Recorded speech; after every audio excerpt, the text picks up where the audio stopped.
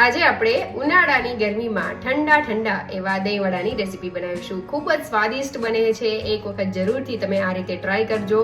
બનાવવામાં બહુ જ સરળ છે, કોઈ પણ વ્યક્તિ આસાનીથી બનાવી શકે તેવા છે। તો જરૂરથી વિડીયોને એન્ડ સુધી જોતા રહેજો। તમારું સ્વાગત છે મારી ચેનલમાં અને આપ સૌને મારા જય શ્રી કૃષ્ણ। તો ચાલો શરૂ કરીએ આજની આ રેસીપી। તો સૌથી પહેલાં આપણે દાળને લઈ લઈશું। તો મેં અહીંયા એક વાટકીમાં પોણી વાટકી જેટલી અડદની દાળ લીધેલી છે અને બાકીની વાટકીને મેં મગની જે ફોતરા વગરની દાળ હોય તેનાથી ભરી દીધેલી છે। એટલે ટોટલ મેં પોણી વાટકી અડદની દાળ અને 1/4 વાટકી જેટલી મગની મોગર દાળ લીધેલી છે। હવે બધી વસ્તુને આપણે સરસ એવું પાણી એડ કરીને ધોઈ લેશું બંને દાળને। અહીંયા તમારી પાસે જો મોગર દાળ ન હોય તો તમે જે ફોતરાવાળી દાળ આવે છે ને એ પણ એડ કરી શકો છો। મારા મમ્મી એનાથી બનાવે છે, તેનાથી બહુ સરસ એવા બને છે।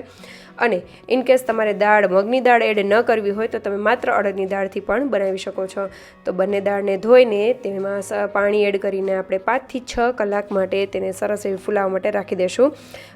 5 થી 6 કલાક પછી આપણે જોઈ લઈશું તો તમે જોઈ શકો છો એકદમ ફૂલાઈ ગયા છે દાણા અને સરસ એવી પલળી ગઈ છે આપણી દાળ।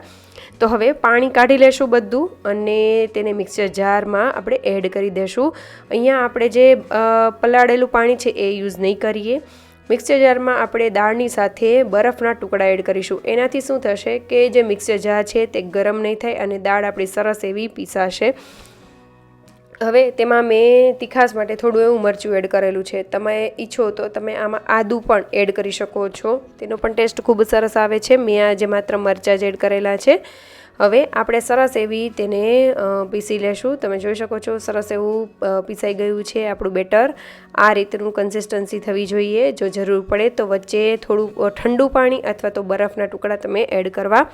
હવે આપણે બેટરને એક વાસણમાં કાઢી લેશું। તેમાં કાળા મરીનો પાવડર, સ્વાદ પ્રમાણે મીઠું એડ કરી દેશું અને આ સ્ટેજ પર પણ તમારે જો આદુ ખમણીને એડ કરવું હોય ને તો પણ કરી શકાય અને પીસતા ટાઈમે પણ તમારે આખા કાળા મરી જો એડ કરવા હોય ને તો પણ કરી શકો છો।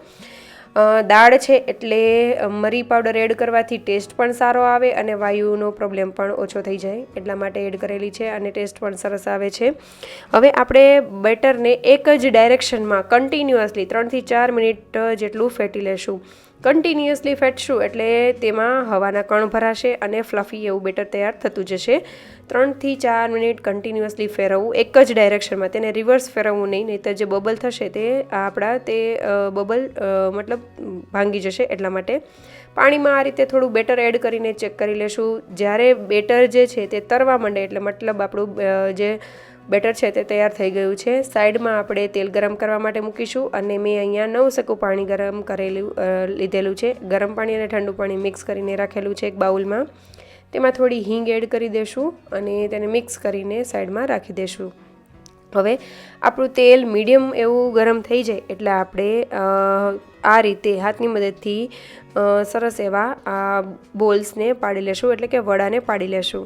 તો અહીંયા ઘણી વખત કેવું થાય કે જો આપણું બેટર થોડું કઠણ હશે તો વચ્ચેથી ગોળી પડી જવા કરે છે અને જો સાવ ઢીલું હશે તો પણ કેવું થાય કે એકદમ એમાં મમરી પડે, મતલબ સરખી રીતે આપણાથી પડી ન શકે। તો બેટર જે છે તે ન તો બહુ કઠણ કે ન તો સાવ ઢીલું એવું રાખવાનું છે, એ રીતની કન્સિસ્ટન્સી જ રાખવી। પહેલાં તમારે થોડું કઠણ રાખવું, એવું લાગે તો એક વડું પાડીને કરવું, પછી તમે થોડું પાછળથી પાણી એડ કરી શકો। પણ બહુ વધારે બેટર ઢીલું થઈ જાય તો તમારે બીજા લોટ કે એવું એડ કરવું પડે, એટલા માટે પહેલાં થોડું કઠણ રાખવું, થોડું થોડું પાણી એડ કરતા જઈને આપણે સરસ એવું કરી લેવું અને પીસતા ટાઈમે પણ એ રીતે જ કરવું। હવે આપણે વડાને એક વખત એડ કરીશું એટલે તમે જોઈ શકો છો કે હલકા બની ગયા છે, એટલે ધીમે ધીમે ઉપર આવશે અને ફૂલાતા જશે। સરસ એવા આપણા વડાને મીડિયમ ફ્લેમ ઉપર તળીશું એટલે તે સરસ એવા અંદરથી પણ કૂક થઈ જશે અને ઉપર પણ સરસ એવા ક્રિસ્પી અને ગોલ્ડન બ્રાઉન કલરના થાય ત્યાં સુધી કરી લેવાના છે। તમે જોઈ શકો છો એકદમ ફૂલાઈ ગયા છે અને તેને તરત જ આપણે જે ગરમ પાણી કરેલું છે તેમાં એડ કરી દેશું, ઢાંકીને તેને રાખી દેશું।